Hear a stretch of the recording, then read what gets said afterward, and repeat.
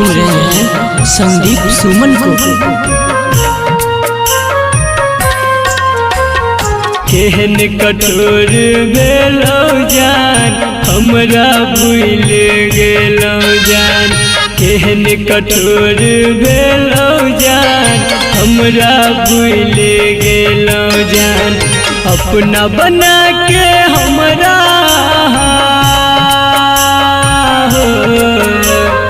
अपना बना के हमरा दिल से निकाल देलौ जान। केहन कठोर भेलौ जान हमरा भूल गेलौ जान। केहन कठोर भेलौ जान हमरा भूल गेलौ जान।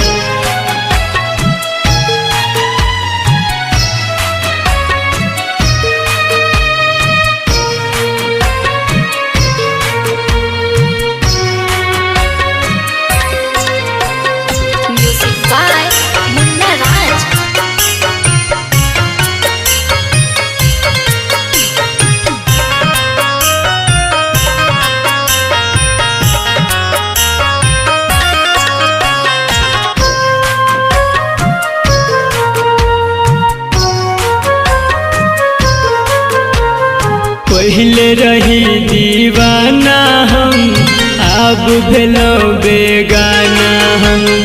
दुनिया सतेतै जब हमरा सहबै को नाताना हम।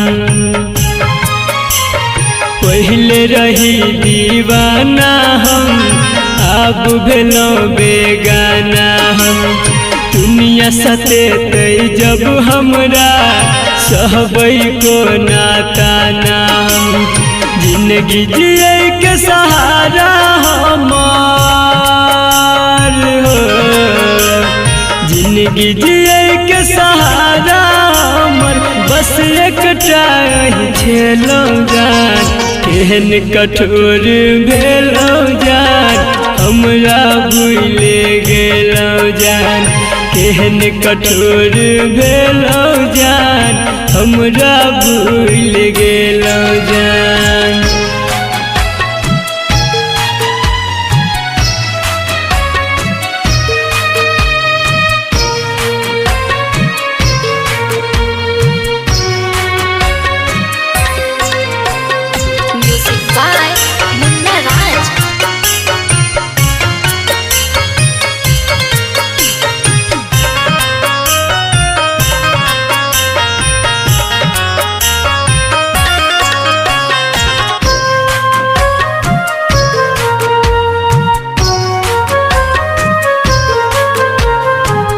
नहीं पाब अहाँ बिन दूर रह के हम एक दिन।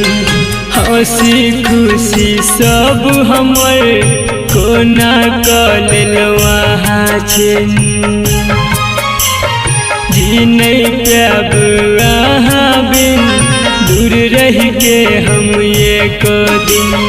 हंसी खुशी सब हमर कोना कऽ लेलौ अहाँ छिन। संदीप विकेश शत्रुधन कहे हो। संदीप विकेश शत्रुधन कहे कोना बदल गेलौ जान। केहन कठोर भेलौ जान हमरा भूल गेलौ जान।